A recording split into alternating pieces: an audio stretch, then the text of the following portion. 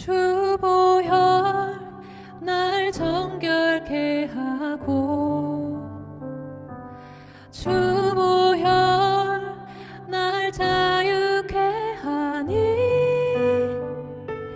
주 앞에 나 예배하는 이 시간 나의 모든 것을 주께 드리네.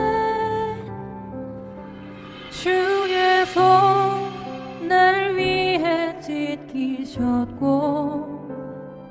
주의 발 날 위해 박히셨으니 이제는 내가 사는 것이 아니요 오직 주를 위해 사는 것이라.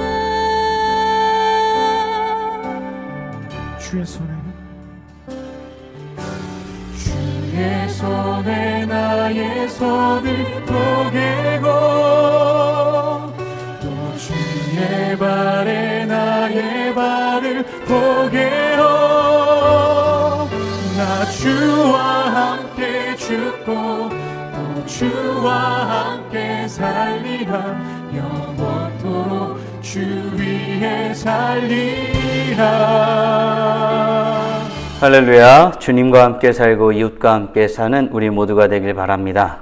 혹시 여러분은 사랑하는 사람이나 사랑하는 가족을 다시 만난 적이 있으신가요? 오래 떠나 있던 사람이 돌아오는 것은 공동체의 기쁨이지요. 그런데 이렇게 기쁜 일에도 큰 문제가 하나 있습니다. 공동체에 있는 모든 사람이 기뻐하지만은 않는다는 사실입니다. 한 사람이 돌아온 기쁨에 동참하는 사람이 있고 그렇지 못한 사람이 있는 법입니다. 뗄래야 뗄 수 없는 가족이라는 공동체에서도 이런 일이 일어나는 법이니까요. 오늘 우리는 이와 같은 이야기를 나누게 됩니다. 공동체 안에서 함께 기뻐할 일에 대한 나눔입니다. 오늘 함께 묵상할 하나님 말씀은 누가복음 15장 11절로 32절입니다. 말씀 듣고 묵상 나눔하겠습니다.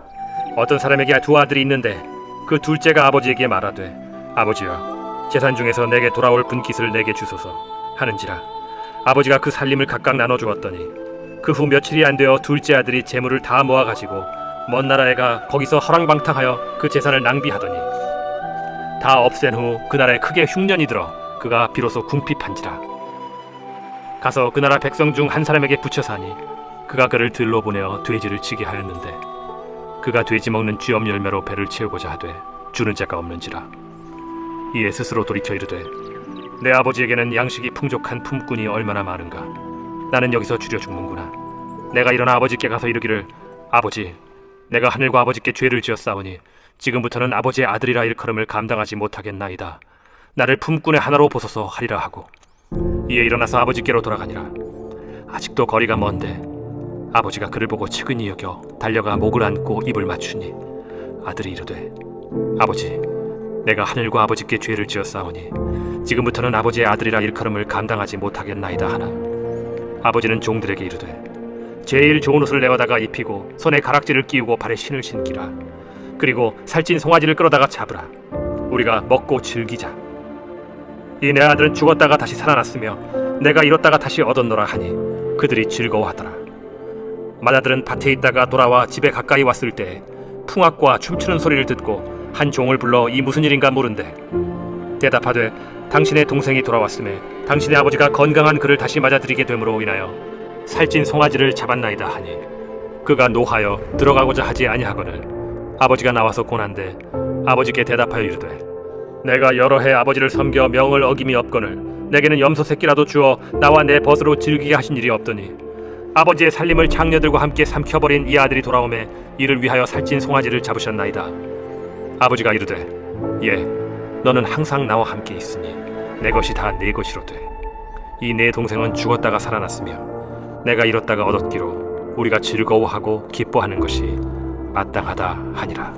오늘 함께 묵상할 말씀은 우리가 익히 알고 있는 탕자의 비유입니다. 예수님은 비유의 말씀을 하고 계셨습니다. 양의 비유 그리고 드라크마의 비유였습니다. 그리고 이어서 탕자의 비유를 말씀하고 있지요. 어떤 사람에게 두 아들이 있었습니다. 둘째 아들은 아버지에게 찾아가 자신에게 돌아올 분깃을 나누어 달라고 말합니다. 그런데 이때 아버지의 행동이 특이합니다. 분깃을 달라고 한 둘째 아들에게만 준 것이 아니고 그 아들 둘 모두에게 각각 나누어 주었다고 말씀하고 있습니다. 분깃을 달라 한 둘째 아들의 마음은 급했나 봅니다. 재물을 다 모아가지고 먼 타국으로 빨리 떠났습니다. 그리고 그곳에서 자신의 재산을 마음껏 썼지요. 허랑방탕한 것입니다. 그런데 그렇게 좋은 날들이 계속되지는 않았던 것 같습니다. 흉년이 들고 가진 재산도 모두 허비한 상황이었습니다. 결국 돼지를 치며 하루하루 먹고 사는 신세가 되었습니다. 아버지를 떠난 그 모습은 볼품없어졌습니다. 그는 돼지가 먹는 열매도 얻어먹지 못하는 불쌍한 신세가 되었습니다. 이때 둘째 아들은 자신의 처지를 확인하고 아버지께로 돌아가길 원하게 됩니다. 그의 마음은 어떠했고 아버지의 마음은 어떠했을까요?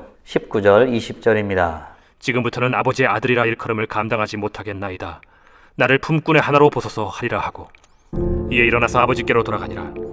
아직도 거리가 먼데 아버지가 그를 보고 측은히 여겨 달려가 목을 안고 입을 맞추니. 아멘. 이 아들은 자신이 아들이라 일컬음을 받는 것조차 감당하기 어려운 것이라고 여겼습니다. 과분하다고 생각한 것이지요. 그저 품꾼으로만 인정해 주어도 만족할 상황입니다. 이런 상황에서 아버지께로 돌아가리라 했던 결단은 아버지 입장에서는 아주 큰 기쁨의 결단이었던 것입니다. 아버지는 아들이 돌아오는 길에 아직 거리가 먼데 그를 알아보고 달려가 부둥켜 안고 입을 맞추며 맞이하고 있습니다. 그 아들을 마음껏 환영하는 것이지요. 바로 아버지의 기쁨인 것입니다. 이 아버지의 기쁨은 그가 속한 공동체에서 함께 누리게 될 기쁨이기도 합니다. 사랑하는 성도 여러분, 혹시 내가 맞이해야 될 기쁨의 대상은 누구입니까? 기다리고 환영하는 마음이 있을 때, 환대하는 마음이 있을 때 공동체 안에서 진정한 기쁨을 나눌 수 있는 것입니다. 바라기는 우리 모두가 아버지 하나님께로 돌아올 이들을 기대하고 기다리며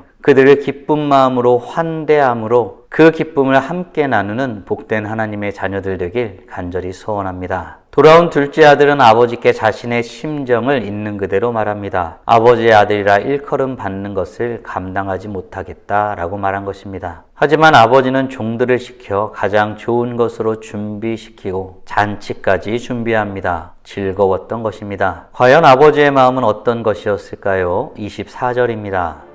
이 내 아들은 죽었다가 다시 살아났으며 내가 잃었다가 다시 얻었노라 하니 그들이 즐거워하더라.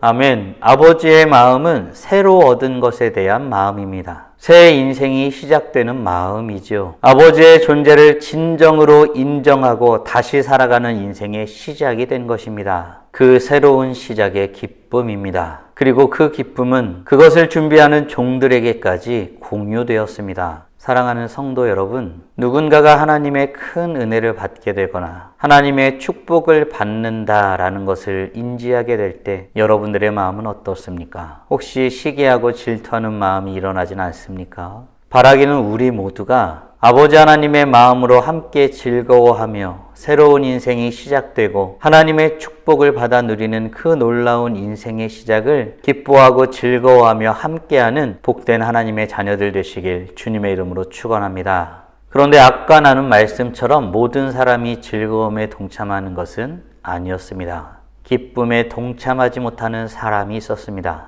그는 다름 아닌 그의 형이었습니다. 그는 불만이 가득 찼습니다. 아버지의 곁을 떠나지 않은 탓에 억울한 마음이 들었나 봅니다. 같이 들어가 기쁨을 나누자는 아버지의 권고에도 들어가지 않겠노라 라고 말합니다. 그러면서 아버지께 따져 묻습니다. 자기 자신을 위해서는 친구들과 함께 즐기라고 염소 한 마리 잡아준 적 없었다는 것입니다. 이에 아버지는 어떤 말씀을 하고 있을까요? 31절, 32절입니다. 아버지가 이르되 예 너는 항상 나와 함께 있으니 내 것이 다 네 것이로되 이 내 동생은 죽었다가 살아났으며 내가 잃었다가 얻었기로 우리가 즐거워하고 기뻐하는 것이 마땅하다 하니라.